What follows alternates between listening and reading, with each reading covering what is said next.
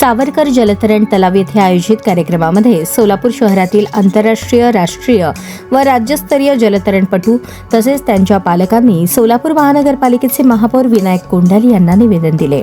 सावरकर जलतरण तलाव व मार्कंडेय जलतरण तलाव येथे खेळाडूंना पूर्वीप्रमाणेच मोफत सरावाची सुविधा उपलब्ध करून द्यावी अशी मागणी यावेळी करण्यात आली। या कार्यक्रमात खेळाडू आणि त्यांच्या पालकांच्या वतीने महापौर विनायक कोंडाले यांचा सत्कार करण्यात आला। तसेच नगरसेविका रोहिणी तडवळकर, नगरसेवक अक्षय अंजिखाने, नगरसेवक ज्ञानेश्वर मॅकल, नगरसेवक मेघनाथ येमूल यांचाही सत्कार करण्यात आला। यावेळी खेळाडूंनी जलतरण तलावाच्या शुल्कामध्ये झालेल्या वाढीमुळे अनेक खेळाडूंना नियमित सराव करणे कठीण होत असल्याची भावना व्यक्त केली।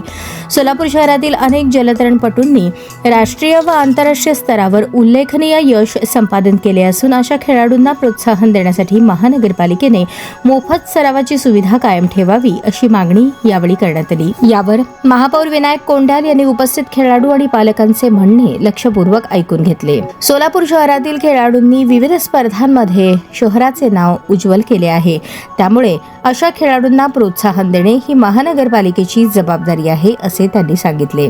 येत्या काही दिवसात महानगरपालिका आयुक्तांची बैठक घेऊन आंतरराष्ट्रीय, राष्ट्रीय व राज्यस्तरीय खेळाडूंना मोफत सरावाची सुविधा कशा पद्धतीने देता येईल याबाबत सविस्तर चर्चा करण्यात येईल।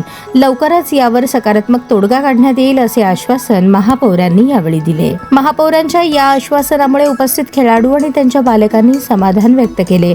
यावेळी यशवंत बाथरूट, श्रीकांत शेटे, मनीष भावसार, श्रीकांत दोरनाल, हरीश अन्नलदास, दशरथ गुरव, प्रताप सूर्यवंशी, श्रीरंग खाडेकर, संजय साळुंखे, सुरेश माळी यांच्यासह अन्य मान्यवर उपस्थित होते।